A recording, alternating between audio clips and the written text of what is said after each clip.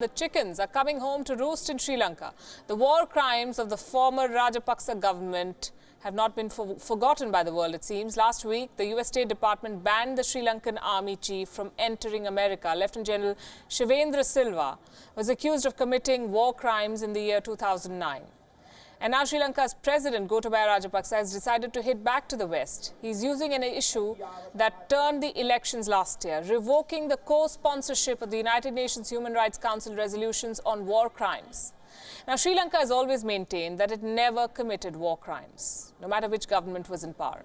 But somehow, Sri Lanka continued to be one of the sponsors of these two resolutions. Not anymore.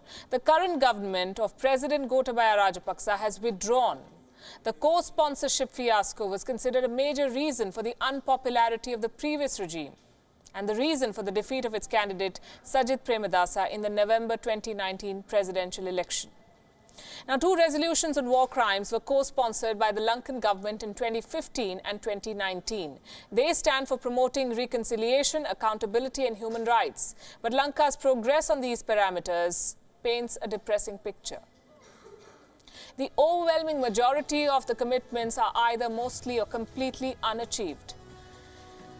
On only a handful can it be said that the government has lived up to its word. Resolution 31 is on war crimes committed by the Lankan forces in the closing stages of the fight against the LTTE. Despite sponsoring it, the Wickremesinghe government had argued that no war crimes were committed by the Lankan forces.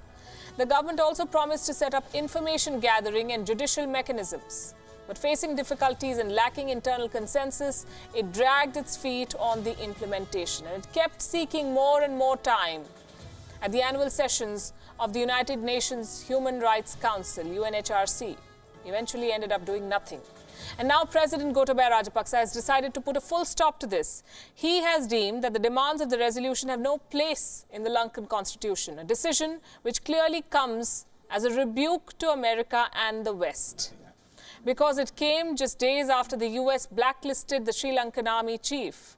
The timing is also important for another reason. Sri Lanka is in the midst of another parliamentary election scheduled for April this year.